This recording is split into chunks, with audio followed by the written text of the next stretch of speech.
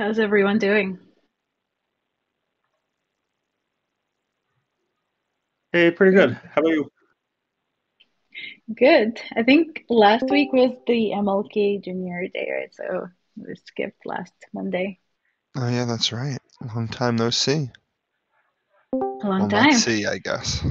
We can just see on Zoom. All right.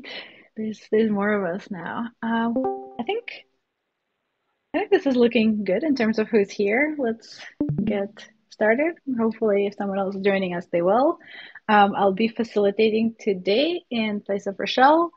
And here we are for our weekly MetricsDAO planning meeting.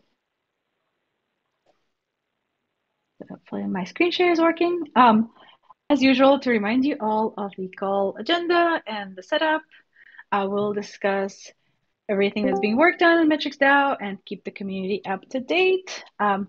Please stay muted unless you are speaking, asking a question, presenting, anything like that. Call is being recorded and it's time boxed to 30 minutes. And on the agenda today, we'll start with the Guess Who game and go through core KPIs in a new format, new and improved, and then move on to the pod updates. And Patrick is recording. Thank you, Patrick. So let's start with our Guess Who. So today's Guess Who guest, their first job ever was at the age 15, Pacific Bagel in State College, Pennsylvania. Any guesses who that might be? Several people typing. That's exciting. Oh, I should have typed. Some guesses are Aaron, Hard Ghost Aaron. What was your guess, Gadjam?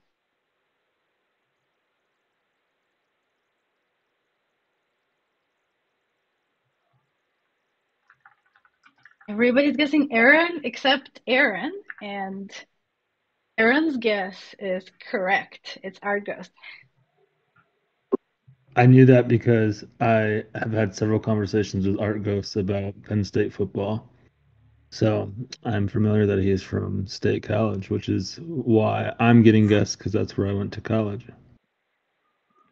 Nice. What university is in State College? I'm not American, so I have no idea. Penn State University or Penn State. Pennsylvania State University, yes, the Nittany Lions. And Elise, I'm more than happy Nice. to make you the bagel. I'm into. So here's a fact about Argos that many of us didn't know.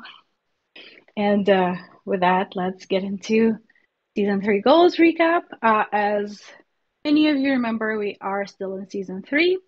And the decision was made to stay in season 3 until the successful MVP launch of the Metrics app. So to kind of tie seasons less to the calendar or the calendar months and more to important milestones and MetricsDAO and make them meaningful to us in that way. So the goals for the remainder of season 3 are to seamlessly continue transitioning bounties for near sushi and other partners, to distribute Xmetric to 2,500 holders. I think that looks like that's already been reached, and to grow an activated analyst community. Analysts defined as users who submitted a bounty or now analytics challenge to 550 analysts. And let's see how we're doing on those metrics. We'll start with the KPI updates, which is a new format this week, bringing this update from some of the other meetings that have been had around the DAO. And we have Aaron with the KPI update. Yeah, perfect. Yeah, we just want to make sure that there's transparency across the DAO so anyone can kind of see the metrics that we've set forth and how we're performing against them. So if you look at that last column, you'll see for January this week, or today, we're at 2,933 Xmetric holders, and the goal for January is 3,000. That puts us roughly at 98% of the goal for the month of January, with still, I believe, 8 days left in the month. So we're in a great position. We've almost actually hit the goal and likely to exceed it. So that's awesome to see. And as if you notice, I mentioned, I think 2 weeks ago, you can see December's goal was 2,500, and we actually ended the month at 15. So we've more than doubled the number of Xmetric holders over the last 30 days. So shout out to everyone who's helped us do that. It's been a great effort and fun to watch. With challenges as well, you can see that we're at 37 challenges for the month, with our goal being 20. So there we've actually already hit that goal. Truthfully, we've already ran that 20 challenge number. and are going to exceed that by roughly 85%, which is awesome to see. So expecting to see the same number of challenges or roughly the same number next month. So February's looking bright as well. And then with partner spend, we're looking to actually forecast and pay out around 55,000 for the month. Target there was 116,000 range. So we're roughly at 50% of the goal. I linked at the top of the slide deck here. You see that KPI update. That will take you to the actual forecast sheet. If you go there, you'll notice that we are seeing an upward trend next month for February. Actual payouts closer to 75. And we're still making some adjustments for March, looking to get that closer to 80K plus, ideally closer to payout of roughly 100,000. So we're making traction on that goal. A little slower than expected, but positive sign is that we're still continuously seeing spend go up and up month over month. Thank you, Aaron, for this update. What amazing stats to see every time. If anyone has any questions, this is a great time. Otherwise, we can move on to the next update. Sounds like there are no questions. So let's go over to analytics, and we have Zook to share more about that. Hello, so things are going very well with analytics. As Aaron has said, we're seeing strong engagement from our community, and we're receiving a lot of submissions. Last week we had 89 active analysts, but you'll notice from the chart on the left that our peak month of engagement was December of last year. So that week just before Christmas was when we had the highest number of active analysts. But still, so far in January, we're still seeing strong engagement. We've added 18 new analysts to the labor market last week. So what's new in analytics? We now have off-chain bounties. So if you don't know what that is, these are data questions that require the use of off-chain data. So for example, our first one was on the college football playoffs. And now we have an active challenge that uses climate data. So that's quite different from what we usually do. And I think it's really interesting. We also have a few more flash bounties nowadays. So these bounties run for 24 hours, and the reviews are expected to be done within 24 hours as well. We've also officially onboarded new partners. These are Solana and Osmosis, and maybe we'll get some more partners soon. So those are my updates for analytics. Questions?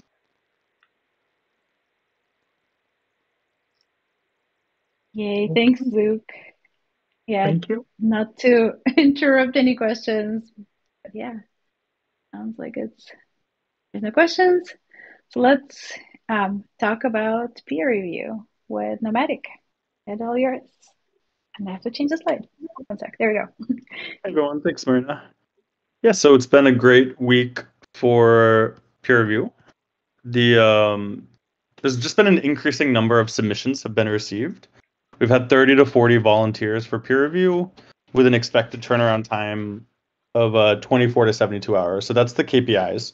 And in the last 7 days, we've received 208 submissions. We have 92 active analysts. One of them was stellar, and that was in 9 programs. The mega dashboard challenge do require special attention, and so we had to do some adjustments to the review process for that. We're also receiving various suggestions from our reviewers, and opinions are beginning to diverge as the reviewer community grows. This is challenging because it requires the team to balance the needs of the various stakeholders while keeping operations efficient. As a side note of this, this leads to the area of focus of ensuring the app launch is successful and submission reviews being handled via the app. as a side note to that, we should dig in, like as speaking for the protocol dev team to the peer review team, we should have some discussions about ensuring like reviewers are able to operate the way they want, and we have mechanisms in place to hear their feedback, because they're a very critical part to the new application. And that's peer review for the week. Any questions?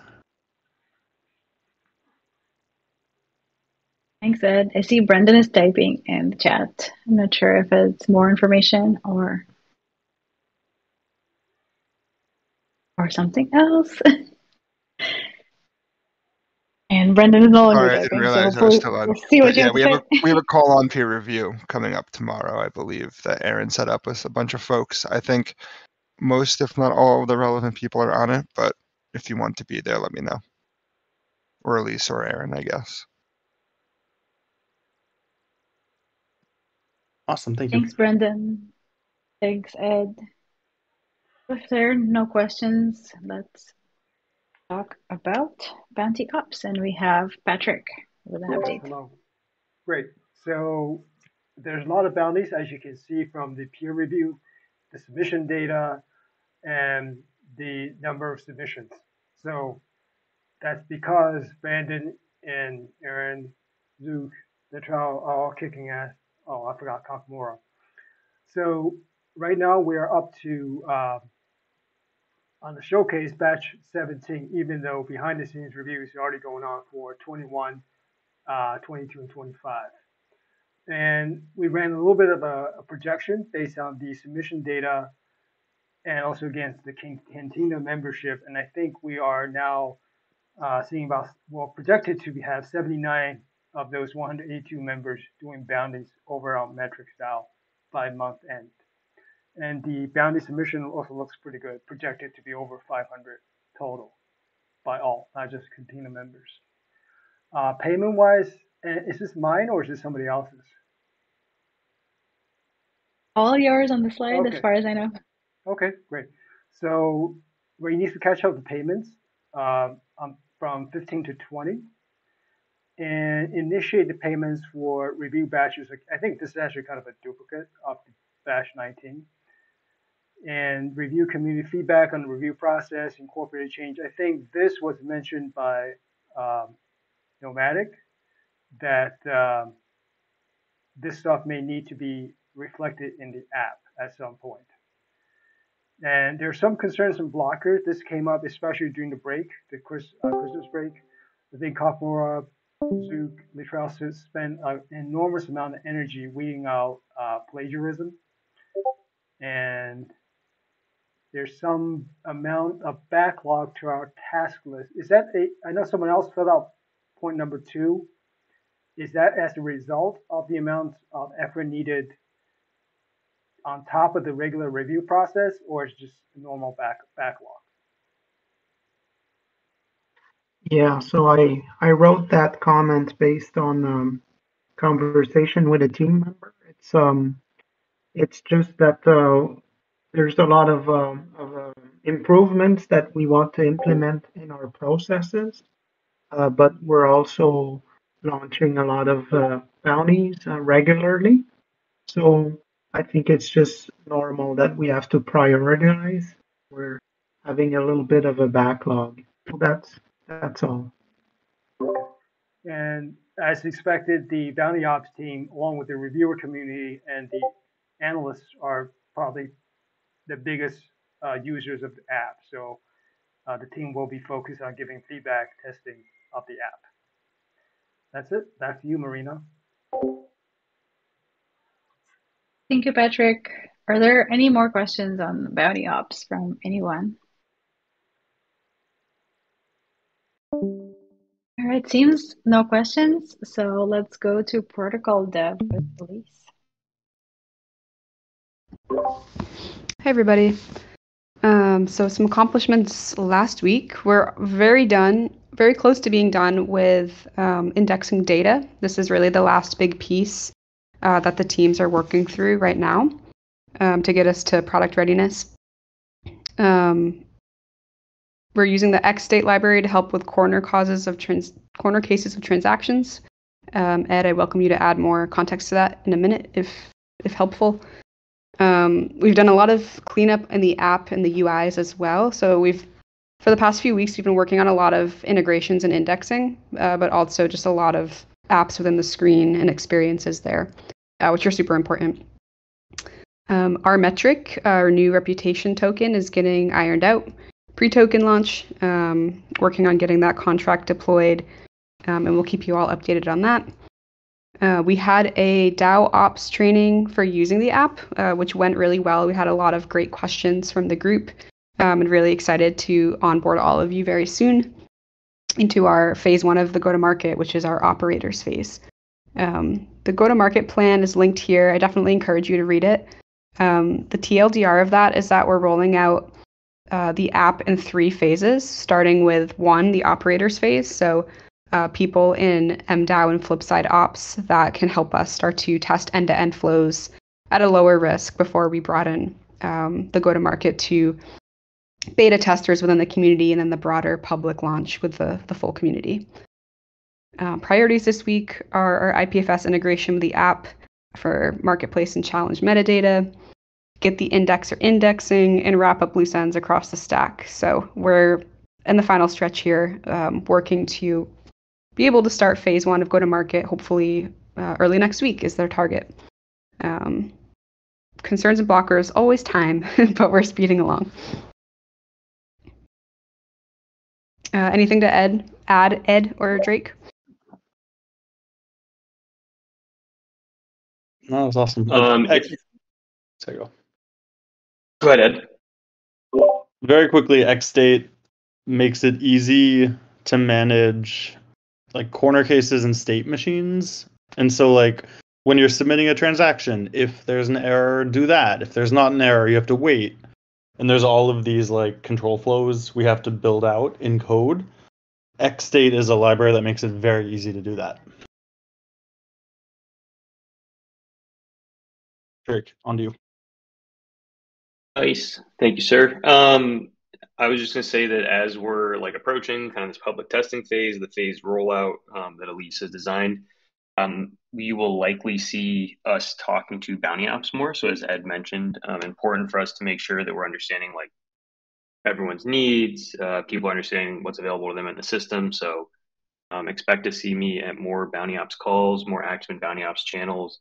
And please, let's discuss if there's any questions. There's a lot of information here, but it'll be clearest if we all kind of talk about it and work towards that understanding together.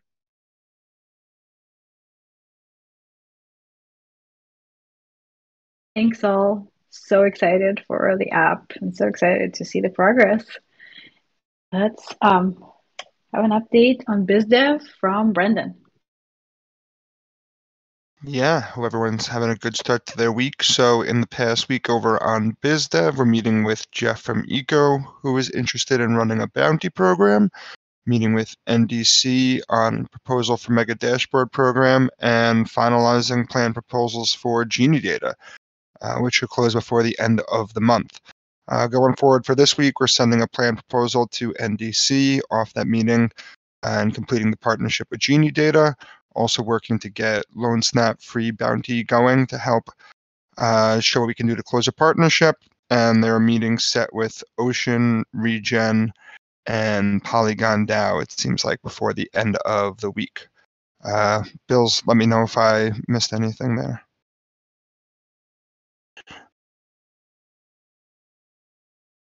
Nope, Or you're all good. James, sorry, I said Yeah. Bills because I was reading his message as I said that. My apologies. No, you're all good. Thanks, Brendan. Thanks, James. We also have an update and a slide after this talking about, where'd it go? I thought there was a meetup 12 slide, but it might be after. Okay, it's after I that. think it's So after. Yeah. Gotcha. So yeah, let's go to DAO Ops with James, and then we'll have a slide talking about meetup number 12, which was the focus of today's community call, and maybe we'll have Cat Jam or Dana talk about meetup afterwards. But for now, over to James with Gov and Treasury. Yeah, so looks like past week accomplishments on Gov Forum, Asset Transfer and Flipside PSA, temp check vote, data provider engagements on the Treasury side, paid batch 14 bounties, and invoice Flipside for January near and Flipside self-funded bounties. This week's priorities on the Gov side, activate governors to vote and begin multi-sig best practices policy. On the Treasury side, pay contributors X metric in accordance with the METIP number 3. Look into creating Sol and Osmo multisigs. New contribution form timeline to speed up payments. Ping contributors at the start of last week of a month to submit their contribution form. In parentheses, ping in tomorrow. And pod leaders will be pinged on the first of the following month to start grading. Onto the concerns and blockers. For new contributors, check your hidden folder on OpenSea for badges and engage with Innovation Lab posts.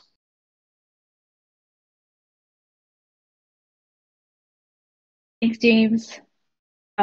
Anything to add? Any questions?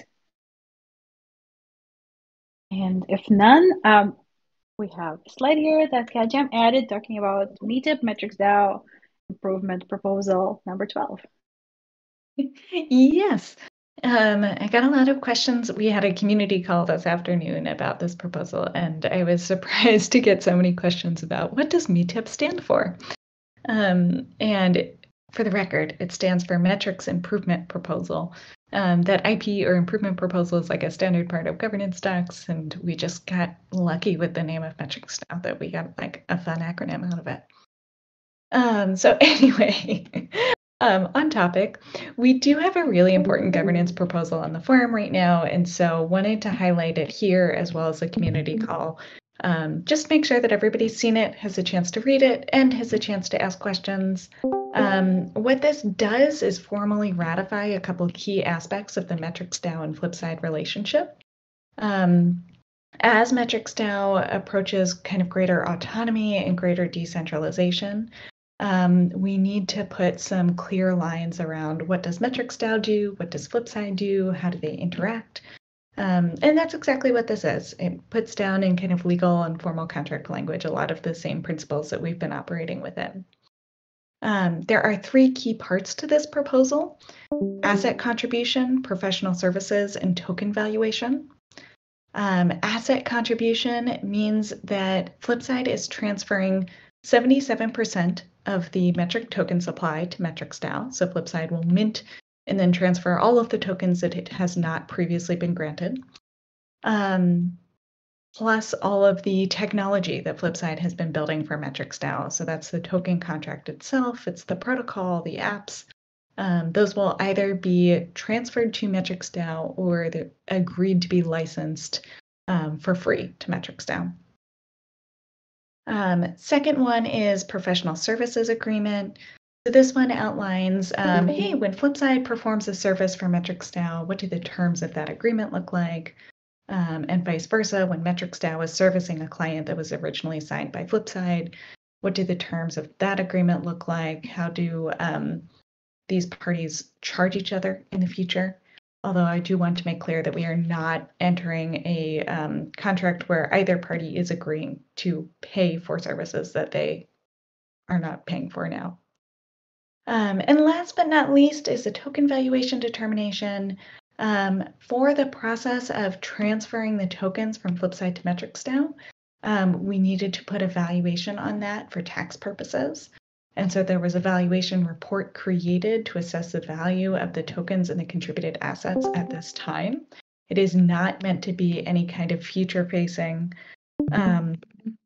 look at what the token might be worth in the future. And happy to take any questions either now in chat, on the forum, in Discord. Yeah, we are planning to kick off the next step of the governance process on Wednesday. And that's it. Thanks, Kajam. I was just waiting to see if anybody was going to ask a question. All right. A few more updates here today. We have curation coming up after this with Danner.eth.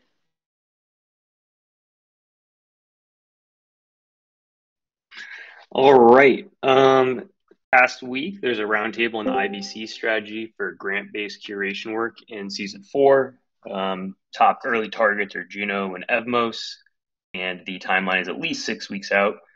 If anyone's interested, definitely get in touch with the curation team. I think a really cool opportunity here, due to the way that IBC chains all kind of share some characteristics to really turn that machine on. So definitely reach out to Forgash if you're interested in getting involved.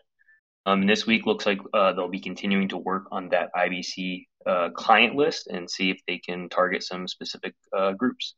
And hopefully they're working with James for that.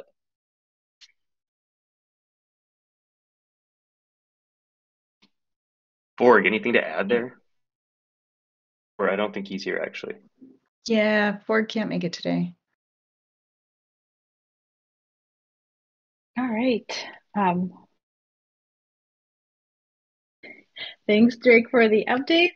Since Forga is not here, yeah, that's the update then for curation. And we have, as always, last but not least, growth team updates with Helix.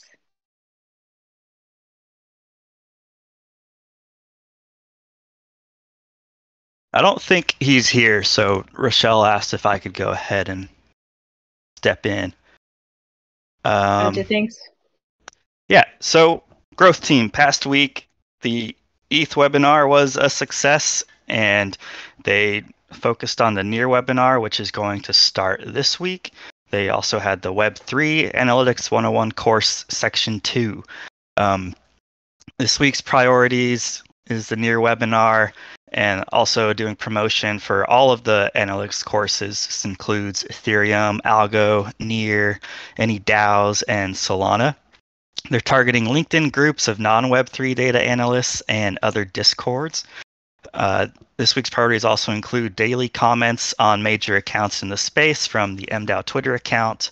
They're also conducting interviews for a content marketer and community manager. The Terra Mega Dashboard promotion is sent to the Terra team and waiting for a green light to promote it. And they're also setting up a Twitter space interview with Lex from Consensus. Nothing for concerns or blockers, but if anybody on the growth team wants to jump in, go ahead.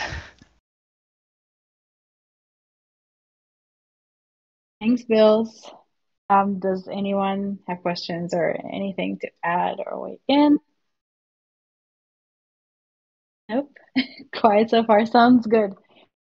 Well, that takes us to all of MetricsDAO's updates for the week. And before we break with 1 minute left, is there anything else that anyone wanted to throw out there, add, ask? No? All right, sounds great. Thank you all for being here. And we'll be back here next week, Monday, 5 p.m. Eastern, with our weekly planning meeting. Have a good week, everybody. Thanks, Marina. Yeah. Thanks, bye. Thanks, y'all. Bye, everyone.